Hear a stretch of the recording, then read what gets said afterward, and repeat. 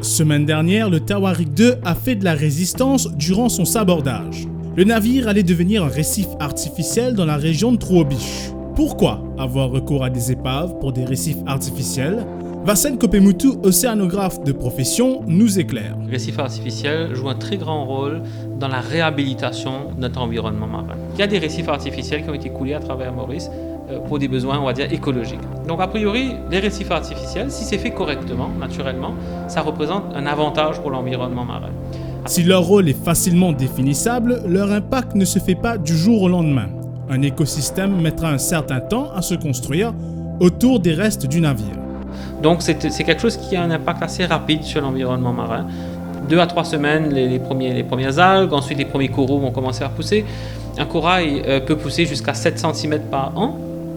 Donc ça c'est la vitesse de pousse de certains types de coraux. Donc ce sont des choses qui peuvent s'installer assez rapidement pour créer un nouvel écosystème.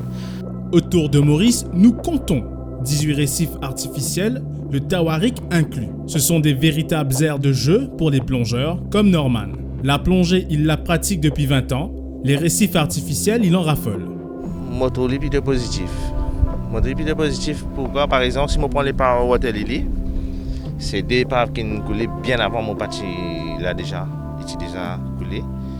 Et quand on commence à plonger là, déjà moi, 20 ans de c'est là, tout le temps il y a un poisson là. Mais a priori, s'il est bien stabilisé, comme les 17 épaves qu'on a actuellement sont quand même bien stabilisées, et les plongeurs, ils ont les points GPS, ils y vont pour plonger. Donc a priori, les épaves sont là pour nous et pour nos enfants. Finalement, les épaves, c'est comme le vin. Plus c'est vieux, plus c'est bon.